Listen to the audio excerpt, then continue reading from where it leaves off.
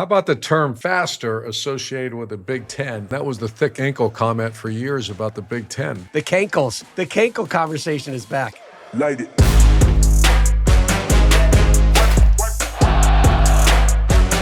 The Triple Option is presented by Wendy's. Wendy's invented the spicy chicken sandwich, and now we're reinventing it, making it crispier than ever before. Wendy's spicy chicken, we're so back. Hey, welcome to another edition of the Triple Option. He's Urban Meyer, showing off the biceps this week because Mark Ingram isn't here, so Coach has to pick up. Coach got to pick up the slack. I'm Rob Stone. Glad you're with us. Well, the biggest news in college football this week came courtesy of the White House. A commissioner and a major booster having a bit of a duel over what should be happening on Friday nights in Texas in the fall. And have the Big Ten and the SEC actually changed identities? Coach, you're going to have a fascinating take on this one. You've seen it firsthand. As always, we love it when you can rate, subscribe, send us your questions. We can be found on social media at 3X Option Show. New episodes coming your way on YouTube, wherever you get your podcasts. All right, so the big news this week, Coach, came courtesy of the White House. Friday, late afternoon, the president signed an executive order that directs the NCAA to create rules that mandate college athletes can play for no more than a 5-year period, and allows them to transfer schools one time before they graduate without a penalty, so without having to sit out a season. The rule change is scheduled to go into effect August 1st. That's an important date. We'll get to that in a second. And a school that plays an athlete who does not meet these new limits could risk losing their federal funding. All right, so that's just the quick snapshot of everything that transpired. So let's start breaking it down, Coach.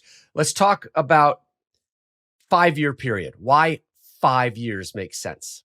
Yeah. Hey, Rob, let's first talk about timing. When I say he, President Trump released this and his staff on Friday, 4 p.m. or something like that, if I remember. And that was right when, one of the biggest weekends of the year as far as viewership of college anything, and that's the Final Four.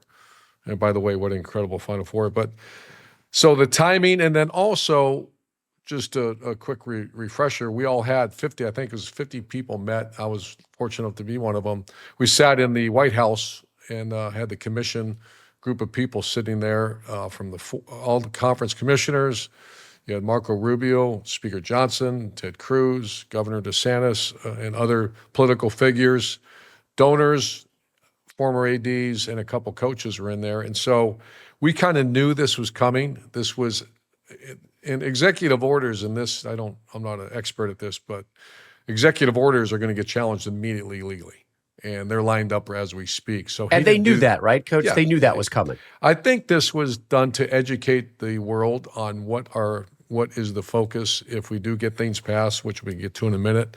It's all going to be about the antitrust exemption, if that can happen, so that you can set rules and enforce rules. If that doesn't happen, then this executive order will get litigated immediately. But back to your question about 5 years, I think there's a couple hot spots here. Eligibility is one of them. It's very near consensus of the people I spoke to in that room that it should just be a 5 for 5. The minute you enroll in college, your clock starts, and the minute 5 years are up, you have to move on. Can I hit a timeout? I want to hit a timeout real fast because the old school, like when I was playing soccer at Colgate, it was 4 years, right? That was just 4 years has always been the number. I got 3 kids who are going to be in college next year. They've been told you have 4 years to get out of college, right? So why is everybody comfortable now with 5 years? I think it's been that way for a while, and I don't understand how that has not been passed. Because what's happened, Rob, when you hear the word red shirt, it's to give people that opportunity to mature. Because the reality is at that age, some are very ready. The Jeremiah Smiths, there's no red shirt. Go play. The Joe Burrow, Terry McLaurin, they had the red shirt. They just weren't quite ready, and that's part of it. So, but what happened is when I started coaching, it was 5 to play 4. But then everything started changing. They could play 4 games, 3 games, 25% of the season, and that's just too chaotic. And again, if you have a rule, you have to enforce it. 5 years to play 5 years and move on. And the only way you get your 5th year, which I believe is a great caveat, is that you have to graduate. So you get a degree, you get that 5th year. Bring the student back to student athlete. Yeah, I like that. And that if you graduate as well, Coach, that grants you, should you want it, another transfer opportunity without being penalized, right? Hotspot number 2 is the transfer portal, where you get one free one, and then you get one when you graduate. So you can, if you graduate college, you have 2 free opportunities. The free one after graduation, that was during my career, I remember when that was made. I think it's an excellent rule. I've seen so many players, even off our team, they weren't quite good enough, and they went down a level, and they had a great career, and they played. So I think that's a great rule. The one that's not on there, if your coach leaves, you get another free one. That's going to be, once again, all this, I keep saying this, all this you can just spin your fingers because it's not going to happen unless you get some antitrust exemption. Just to the coach thing, do you agree with that? Coach leaves, you should get an opportunity to have a free transfer? I kind of do. I have to think it through more. Okay. I 100% do. I 100% do. And a lot of the pushback will be, well, it's still a free market out there for the coaches and the ADs and you and brought up whatnot. a hot spot. Okay, now let me throw this out at you. I wonder if there's a way, and our friend Jay Billis, who very intelligent guy who was on our show, he brought up a lot of things that are a lot different. It's a different way of looking at it. But as he was talking, I was kind of making notes. And a lot of this would solve some problems. In the NFL, you can't change jobs. You can't leave and say, I'm going to go coach another pro. Matter of fact, an assistant coach can't. I don't know if you knew that. You can if you elevate. But if I'm the offense coordinator of a professional football team, I can't leave and go to another job because I have something called a contract. I've always wondered why in college sports, and I did it, four different jobs I had. I broke the contract, and at some places, I think all of them had a little buyout, and the school pays a buyout, and you move on. I wonder if there's a way, again, if you get antitrust exemptions, saying, yeah, that stops it. A coach cannot leave for another program unless he gets allowed to in his contract that I can go, which you talk about some serious negotiating going on. That would solve a lot of problems too, and I agreed with Jay Billis on that. The August 1st date, this is when it's supposed to take effect. 2 points. Let's start with the easy one. Is that enough time, should it happen? Is that enough time for all these universities to understand and accept what it is going forward? This is such great stuff. So I also had lunch with I'm not going to say the name because I don't, but I spoke to this person about just the political process because this is very intriguing to me. He made the comment that after August, this all has to be done because you have the midterm elections coming and all focus of Congress will be, if you're a congressman or woman, you're trying to get reelected because it's only 2-year terms. Some senators also have to be reelected. All focus will be on the midterm elections, and you'll see a complete standstill in the political arena as far as getting things passed. So that's why there's a huge push to get some acceleration on these things and have it done by August. If it is done by August, is that enough time for these universities, though, to pivot and understand what the new world order is? Yeah, I've said this all along. The complexity of this thing is not the rules. Rules are pretty simple. I mean, you have to agree on them. And the other piece is you have to have student-athlete engagement in this, too. At some point, there's going to have to be a student-athlete committee and another committee, and this is going to have to be cooperated. Or the chance of this, the likelihood passing and getting 7 Democrats to agree with this to get to the 60 before August, I've heard is almost zero unless you have student-athlete involvement. So why not get student-athlete involvement going right now, or is that one of the next steps? I think that's going on as we speak. Okay. I'm not here to poke holes in it, so I'm curious, maybe what are some of the concerns you have? Like, this one's going to be tough. This one's going to be a battle, or what else needs to be kind of added to this just to refine it, to sweeten it?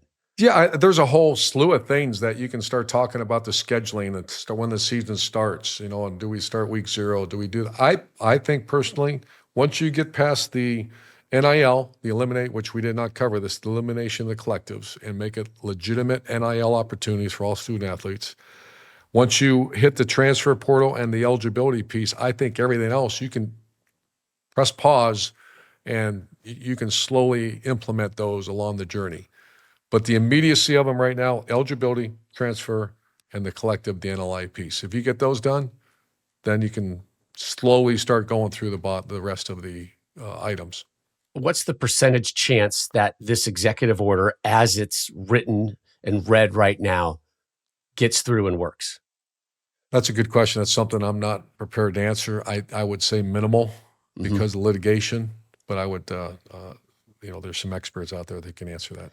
So do you think there's enough time between here we are in early April into the beginning of August to refine this and find a common ground and make it work? I do. And the last person I had lunch with, who knows more than anyone, is was very optimistic, which shocked me because he wasn't in the White House. He was not. And he says, we've got some momentum right now. And there's a SCORE Act that's out there. And the SCORE Act is very similar to what was said with some other points in there by the executive order. That's out there right now that they're trying to get passed. Last thing, so much of this conversation in all college athletic conversations, right? It's kind of focused on the big boys, if you will, right? College football, men's and women's basketball, maybe a little baseball here and there. But a real focus of the president and a lot of the people behind the scenes is not the big sports. It's the non-rev sports, right? It's the Olympic sports that they care about as well. And that's a huge priority of President Trump, but also everybody in the room. And who would not say that? Who would, you've done it, Rob. I'm trying to think, everybody I know. The majority of people I've come in contact in my life have had impacted by team sport or college sports, either them or their children. My two daughters played college volleyball. If I can't have any fight in that, I can't not imagine that's not on the forefront. Not for nothing, Coach. Kind of sounded like Senator Meyer during this conversation. No chance. Never say never. That was the Fresh Take of the Week presented by Wendy's. Wendy's new spicy chicken sandwich is crispier, crunchier, and more flavor-packed than ever. Wendy's, we're so back. And when we come back, is the Big Ten faster than the SEC? Somebody says. I saw that. Yes. Light it.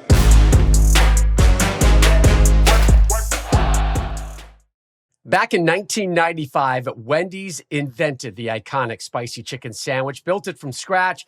They perfected the balance of heat and flavor in every bite. So yeah, Wendy's set the standard, but standards don't stand still. So in 2026, they're going back to the flavor, back to the quality, and back to the kitchen that made the sandwich that started it all better. Meet the new spicy chicken, same iconic sandwich from Wendy's, now even more iconic. We're talking a bold blend of 9 peppers and spices, and the breading even crispier than before, golden and glistening with that signature spice blend, crispier, crunchier, and more flavorful than ever, all cooled down with some pickles, tomato, and mayo, because you deserve more from your chicken sandwich. Being the first was one thing, but being the best, that's Wendy's thing. So don't just take their word for it. Consider this your official invitation. Come see, come compare, come taste. Trust them. You're going to have to eat it to believe it. 2026, quality is our recipe, LLC. You're sitting at a red light or stuck in traffic and your phone lights up.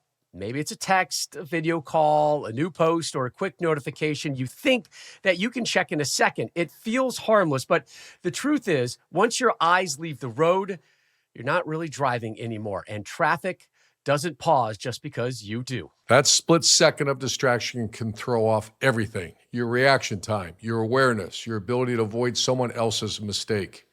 You could damage your car, injure yourself, or hurt someone you care about. Or you could get pulled over for a reminder that your phone isn't worth the risk. So before you start driving, make it easy on yourself. Put your phone on silent. Toss it in the glove box. Set it to do not disturb. Put the phone away or pay. Paid for by NHTSA. Welcome back to the Triple Option. Stay ready, presented by NHTSA. One glance at your phone while driving can cost you a ticket or a crash. Put the phone away or pay. Paid for by NHTSA. Always great messages from our partners at NHTSA. Well, here's some spring ball news, Coach, and this one caught our attention, right? Defensive tackle James Smith, one of the top transfers in the transfer portal cycle, left Alabama for Ohio State. Here's what he had to say. Here's the quote. The intensity is almost like everything is so much faster in the Big Ten.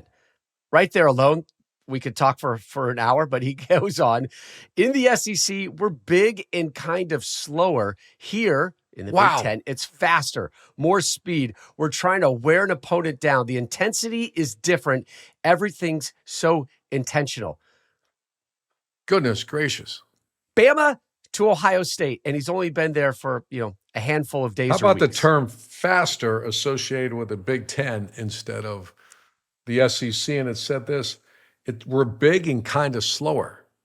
And that was the thick ankle comment for years about the Big Ten, the big, thick ankles. The cankles. Yeah. The cankle conversation. And I is witnessed back. it. Man, that is really a transition. I mean, that is a power shift coming from a player that's experienced both. So I'm sure every Big Ten school has that placated on or put on a text message, email, or whatever to recruits across the country right now. That's phenomenal because Rob, 2012, we took a job in Columbus, Ohio, and Shelley Meyer, and even myself, I remember the first practice, what in the world is this?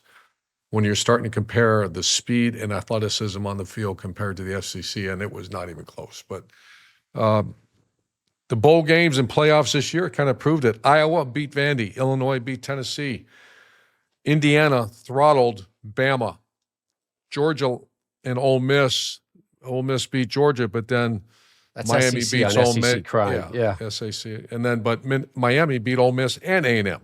And now here's where you keep going down the line. This would have never happened. Virginia beat Missouri. Houston beat LSU, and the old Wake Forest team beat Mississippi State. So Yeah, when you think backed up. speed, That you think comment is Wake backed Forest, right, Coach? Right, the Demon Yeah, Deacons exactly. just lightning.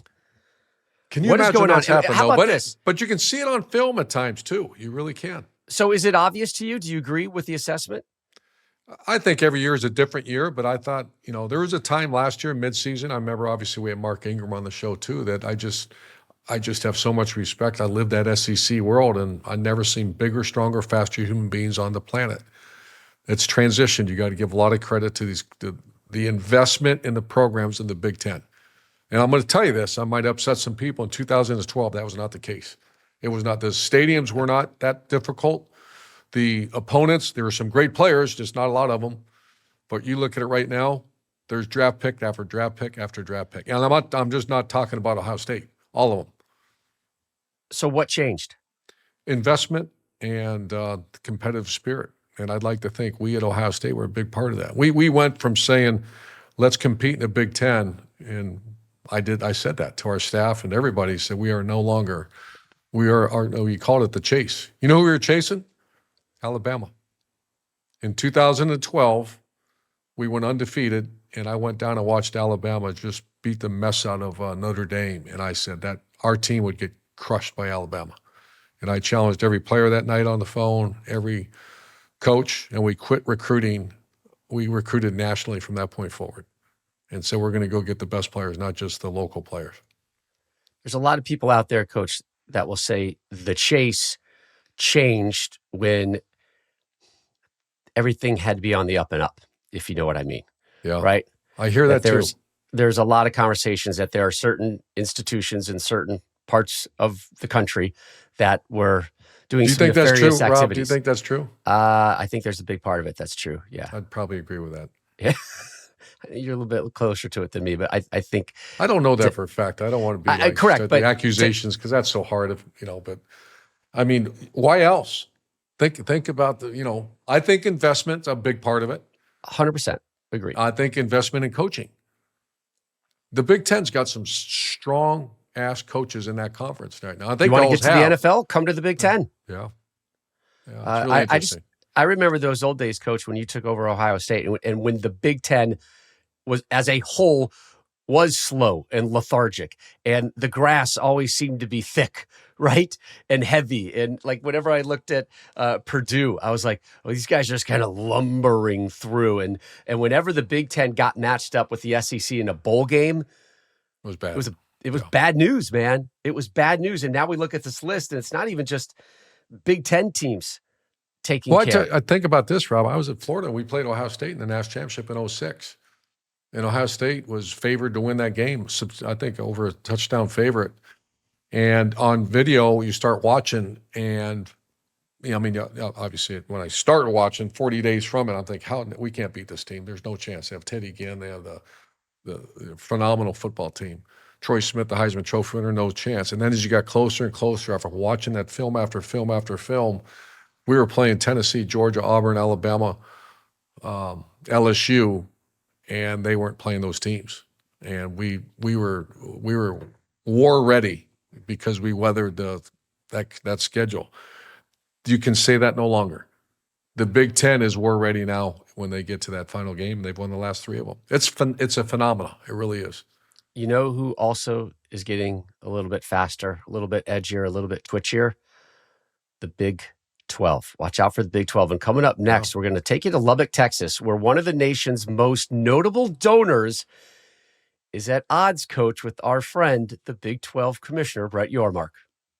Welcome back to the Triple Option presented by Wendy's. The coach, Urban Meyer, Rob Stone, back here with you. This past week, Texas Tech booster, chairman of the Board of Regents, outspoken Cody Campbell. Coach, he took to social media, delivered a doozy. Here we go. Quote, "Friday night lights are sacred in the great state of Texas.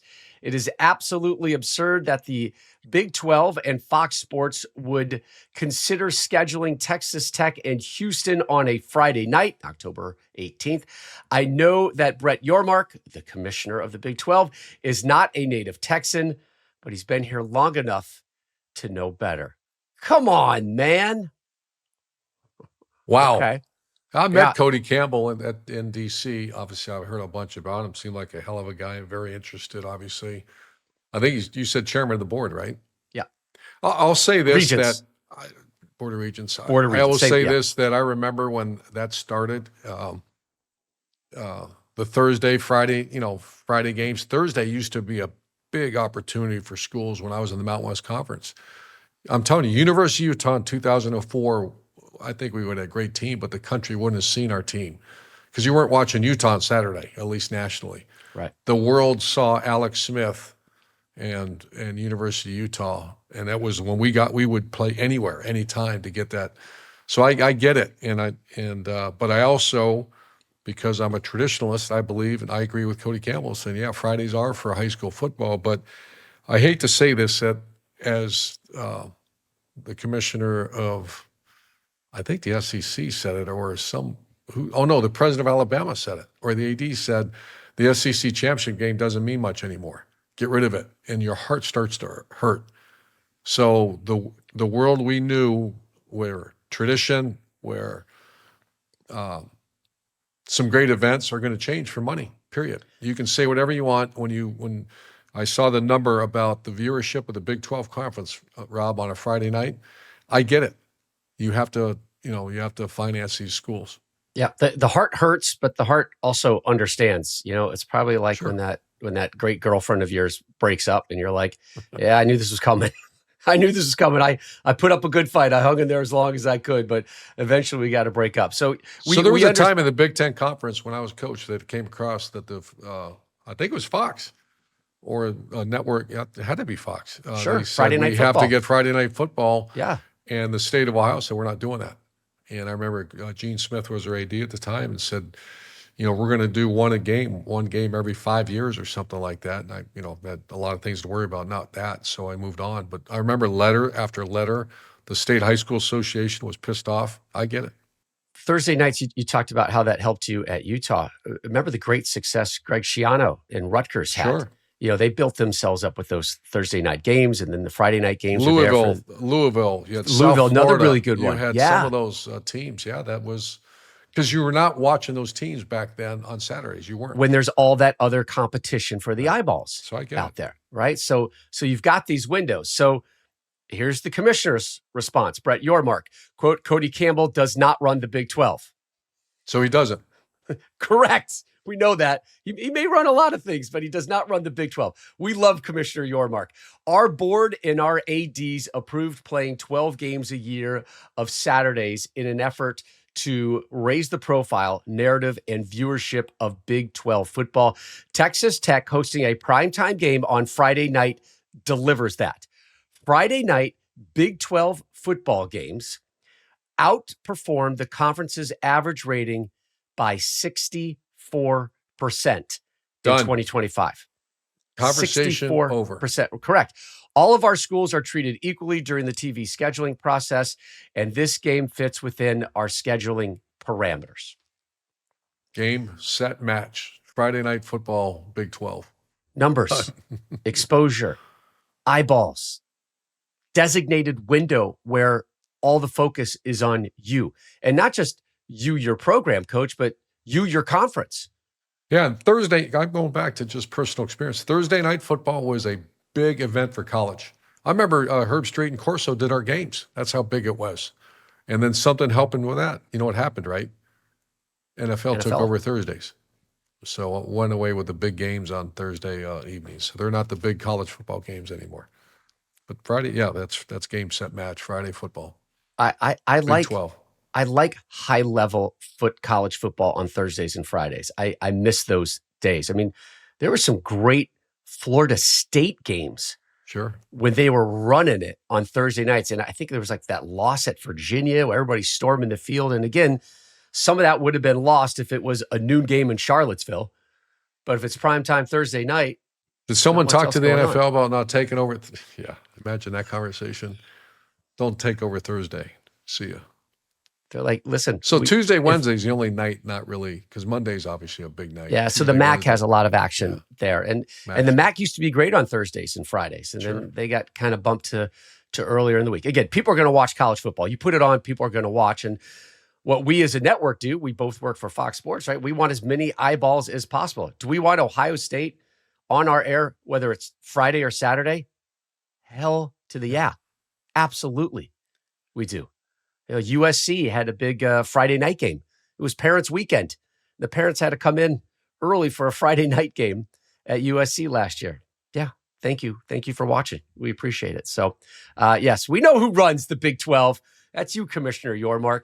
I know who runs the triple option. That's you, Urban Meyer. That does it for the triple option this week. Follow, subscribe, rate us on YouTube, Apple Podcasts, Spotify, wherever it is you get those podcasts. We're on social media, 3X Option Show. And as always, thanks to our wonderful sponsors, NHTSA and Wendy's. And we'll see you again next week on the triple option.